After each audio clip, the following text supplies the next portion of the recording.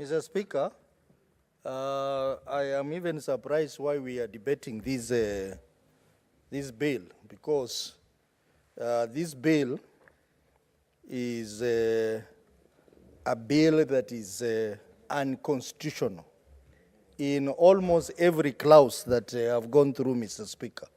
Mr. Speaker, secondly, in the tradition of bicameral parliament, bicameralism is managed through non-legislative. It's managed outside the law. Without specific legislation. It is the norms, it is the tradition, and is a standing order. So for one to decide to come up with a piece of legislation to manage the relationship between the two houses, I think in itself, it is a new standard that the owner of this bill is trying to come up with. Mr. Speaker, I know probably one of the reasons why the owner of this bill is trying to come up with this bill is because of the power struggles that the two houses have had in the past. Mr. Speaker, you remember the petition number 284 of 2019, which led to the High Court nullifying a record 23 pieces of legislation, including the Tax Laws Amendments Act, which the court declared them a nullity.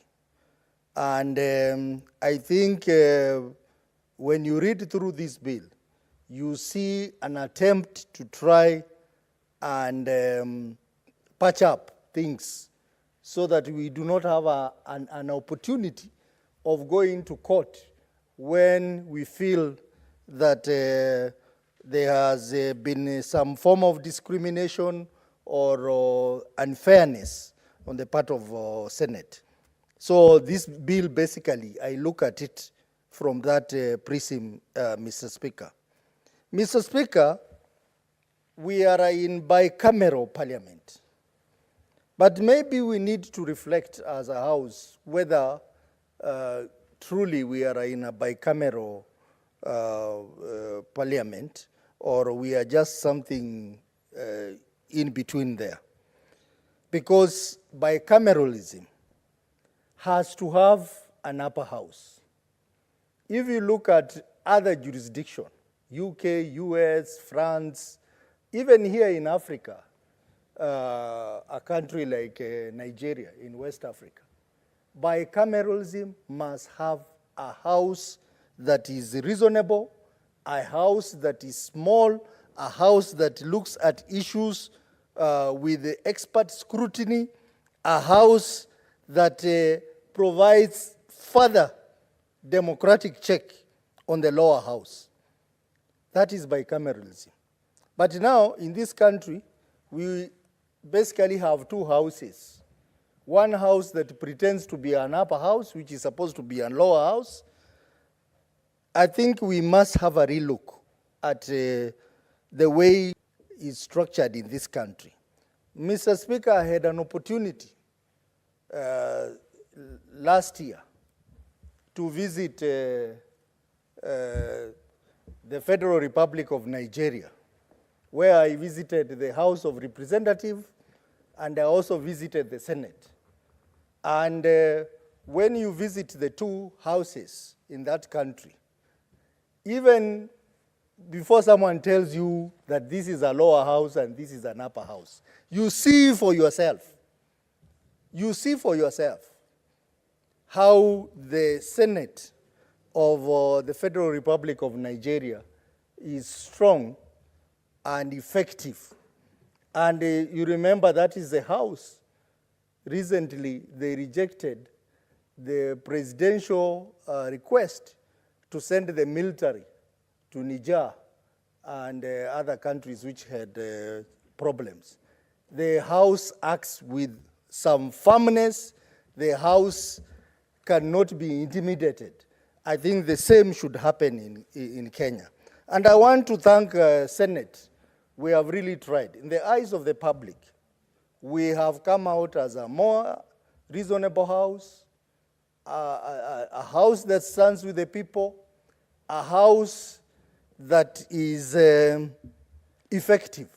Unlike our colleagues on the other House, where I served for 5 years, which have become a disgrace to this society.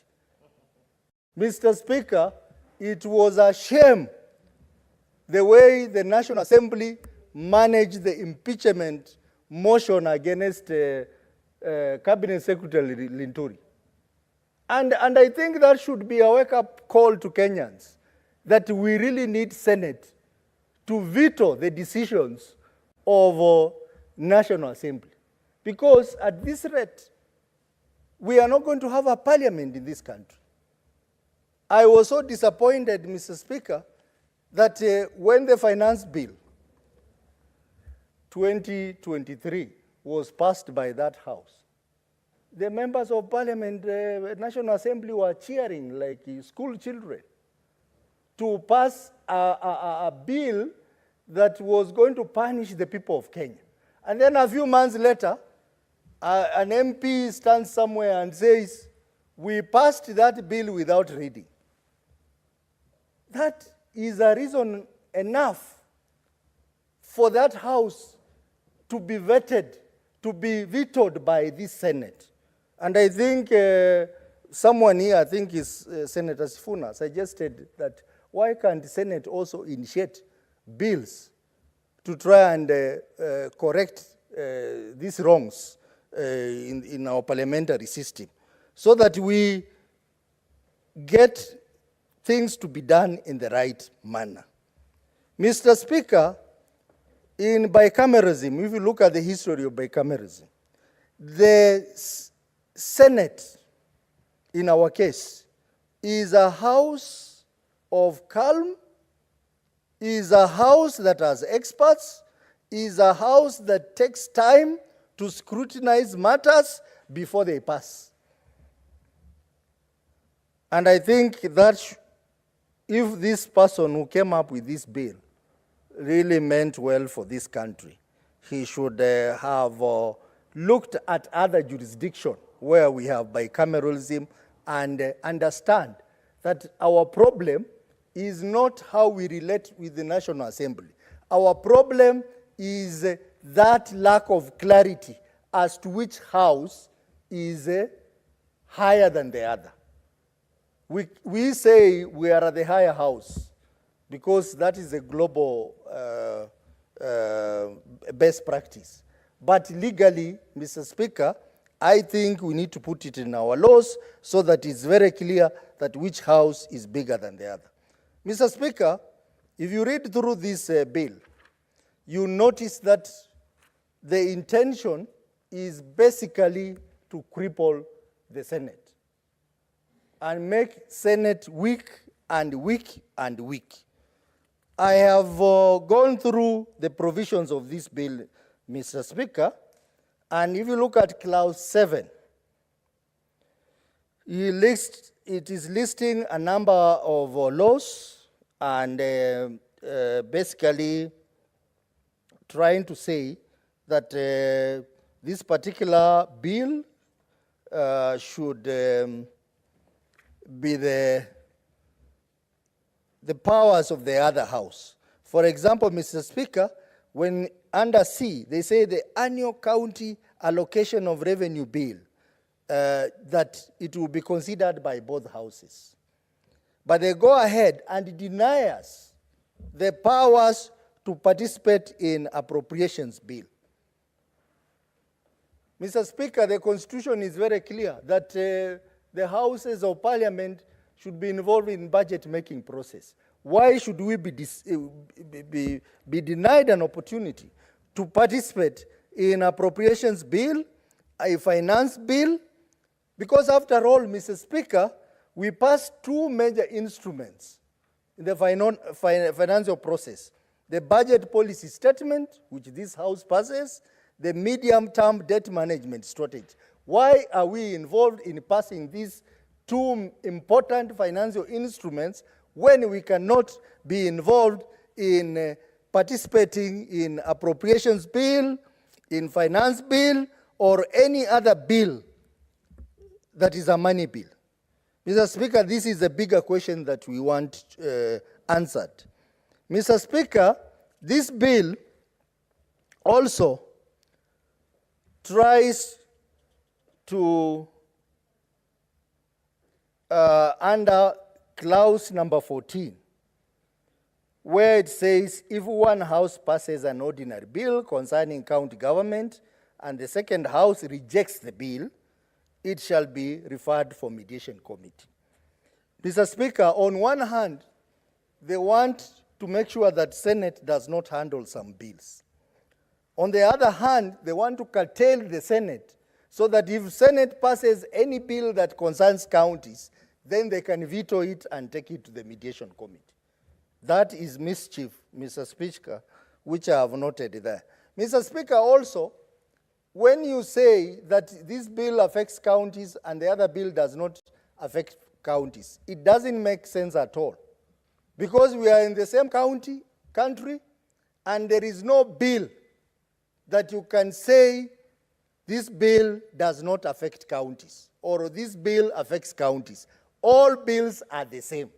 They affect counties in one way or another because we are in the same country, Mr. Speaker. So one wanting to legislate to make a decision as to which bill affects counties and which bill does not affect counties should not apply here, Mr. Speaker. Mr. Speaker, I also find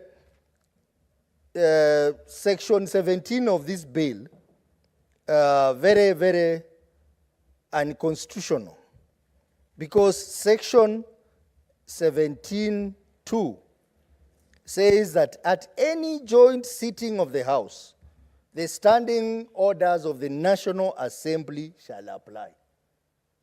So what do we do with our standing orders in the Senate? They are basically invalidating the standing orders of the Senate, that the standing orders of Senate are inferior to the standing orders of the National Assembly. Mr. Speaker, it goes further to say that the speakers of the House of Parliament shall enforce any directions given during a joint sitting in relation to the conduct of a member of Parliament in accordance with the applicable provisions of the National Assembly standing orders. Mr. Speaker, what this implies is that it elevates the Speaker of the National Assembly to someone even above our own Speaker, that this Speaker of the National Assembly will have the powers to punish a member of the Senate on a matter that has come out before the joint committee. So this is unconstitutional, and Mr. Speaker, this should not see the light of the day. Mr. Speaker, public participation. In fact, now, this bill now goes beyond the main objective, which is managing bicameralism. It goes beyond that to introduce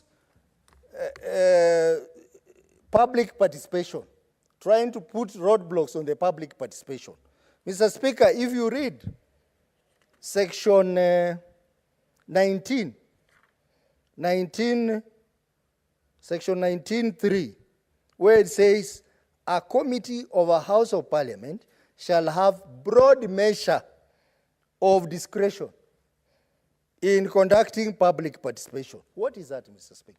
The courts have already ruled on this matter, Mr. Speaker, that public participation should not be cosmetic. Public participation should be done adequately. But this particular section is introducing this clause so that they can, those who like rushing bills through can be able to rush through bills without adequate public participation. And then it goes ahead and talks about, hides behind duplication to deny the second house an opportunity to conduct adequate participation on a bill. Mr. Speaker, on the clause 19, 7 and 8, on the validity of the bills which are processed by these houses. Again, this section is unconstitutional. Mr. Speaker, it says, a committee of parliament shall consider the views received from public participation broadly, meaning that the specific views received from the public will not be given adequate attention. And this law will facilitate that, Mr. Speaker.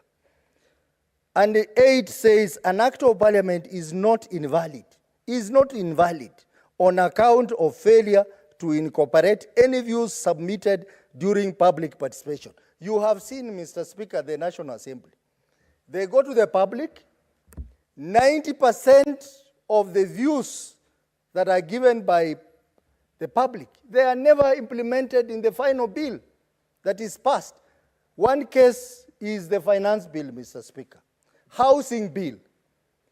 All the things that the public said, they were never factored in the final bill that was passed by those houses. So basically, what this is trying to do, Mr. Speaker, is now introducing other provisions using bicameralism to make it easy for the other house to be passing bills without being questioned in court of law as to the adequacy of those bills in terms of public participation.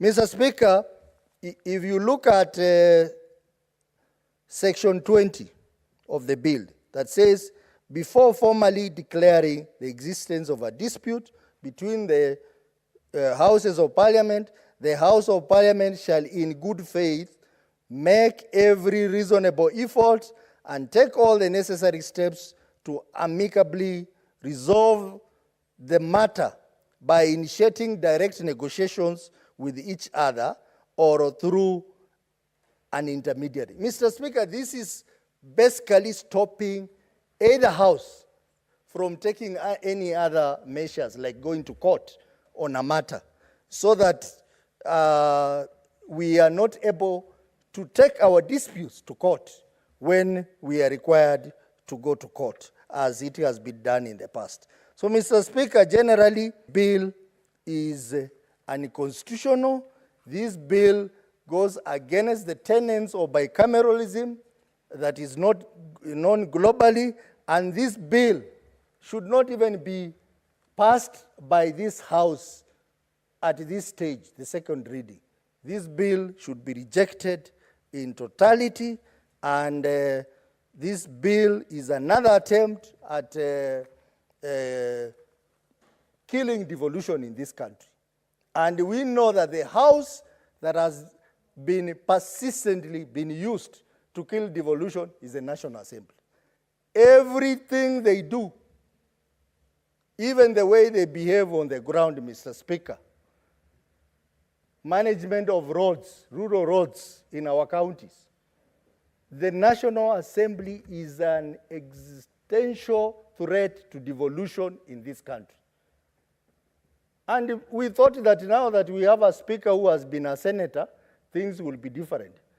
Mr. Speaker, I am concerned that, in fact, under Speaker Wetangula, the National Assembly has become a very serious threat to devolution.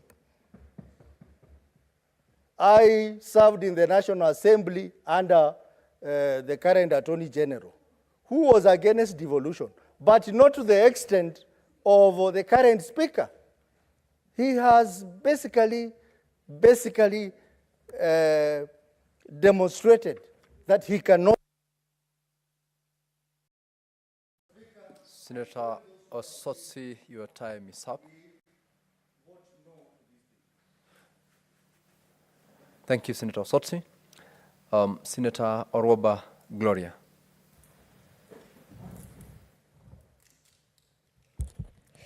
Thank you, Speaker, for this opportunity to